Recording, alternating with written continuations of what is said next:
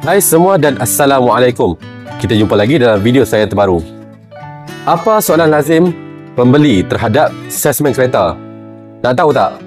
Kalau nak tahu, tonton video ni sampai habis.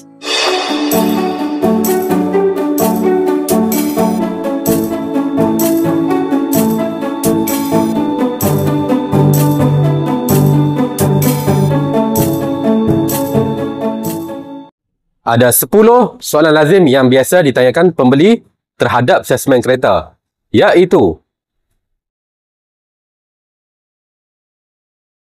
jawapan kepada soalan ini ada di bahagian description, iaitu 5 assessment kereta dari syurga. Saya boleh bagi salah satu kriteria yang ada, iaitu assessment yang orang lain recommend kepada anda, iaitu pembeli. Jawapan kepada soalan ini juga ada di bahagian description. Salah satu kriterianya adalah assessment ini menjanjikan bulan dan bintang.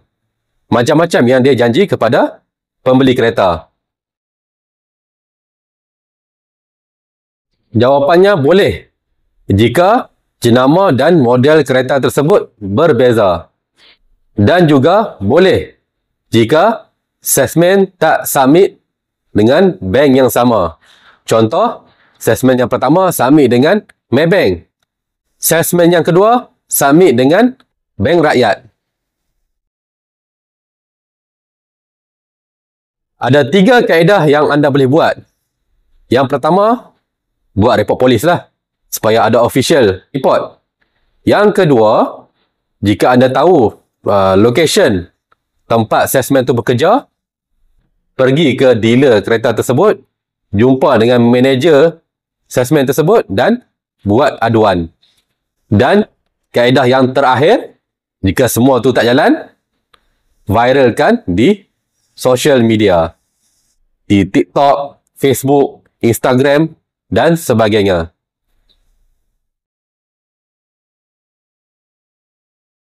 Ada 4 kemungkinan. Kemungkinan yang pertama, assessment mungkin terlupa sebab sangat busy. Kemungkinan yang kedua, assessment malas nak layan sebab tahu pembeli tak layak ataupun confirm tak lulus loan. Kemungkinan yang ketiga, assessment tak ada benda terbaru nak update dengan pembeli. Tak ada apa-apa info terbaru yang boleh dimaklumkan kepada pembeli kereta ni. Dan kemungkinan yang terakhir, assessment dah berjaya scam pembeli ataupun dah berjaya tipu pemohon loan kereta ni. Sebaiknya elakkan dari bayar ke akaun assessment. Penjelasan secara detail ada di bahagian description. Anda boleh tonton video penuh tersebut. Satu lagi, sebab kenapa jangan bayar ke akaun assessment untuk mengelakkan anda di-scam ataupun ditipu oleh scammer. Ada 2 sebab yang saya boleh simpulkan. Yang pertama, jika masalah daripada pihak production ataupun HQ, biasanya assessment tak ada kuasa untuk nak override ataupun nak demand macam-macam. Disebabkan banyak lagi permintaan ataupun request daripada pembeli yang lain. Masalah yang kedua adalah apabila assessment menjanjikan bulan dan bintang. Yang ini yang berbahaya kerana pembeli ataupun anda mungkin termakan dengan janji-janji manis yang diutarakan oleh assessment kereta. Bila terjadi kes sedemikian, anda terpaksa hadaplah. Ada 5 tips kesemuanya dan saya telah jelaskan 5 tips tersebut dalam video penuh di bahagian description. Salah satunya yang saya boleh kongsikan adalah jika anda boleh dapatkan nama dealer, tempat assessment itu bekerja, alamat dealer, dan sebaiknya mintalah name card assessment tersebut untuk memudahkan anda track segala identiti dan info tentang assessment tersebut. Ada 3 sebab kenapa salesman dah lost contact dengan pembeli selepas deliver kereta. Yang pertama, kemungkinan salesman tu bukan bekerja secara full time. Mungkin part time sahaja. Yang kedua, salesman tu rasa tugas dia dah selesai. Dari start dapat dokumen, submit loan ke bank, loan dah lulus, pembeli sign agreement loan kereta, lepas tu pembeli dah dapat kereta, selesai tugas salesman. Itu pandangan salesman tersebutlah. Dan yang ketiga, ada kemungkinan salesman tu malas nak berhubung dengan pembeli kereta lagi ataupun anda yang dah beli kereta.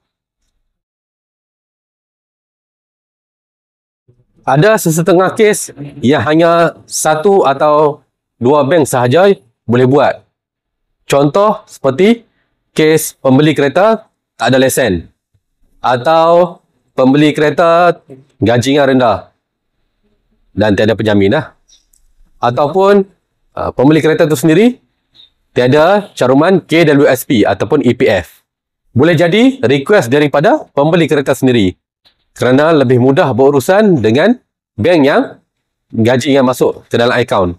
Contoh, pembeli kereta tu gaji masuk ke akaun Maybank. Jadi dia lebih selesa berurusan dengan Maybank sahaja. Ataupun salesman tu rasa kes pembeli kereta ni boleh lulus loan dengan mudah. Disebabkan itu, dia hanya submit loan ke 1 atau 2 bank sahaja. Sekian 10 soalan lazim yang biasa ditanyakan pembeli kereta terhadap salesman. Jika anda nak beli kereta baru, boleh pergi ke website kami di sini. Kalau anda terlepas pandang, tak ada masalah. Linknya ada di bahagian description. Jika anda ada sebarang pertanyaan, boleh tinggalkan di ruang komen dan kami akan cuba jawab secepat mungkin dan sebaik mungkin.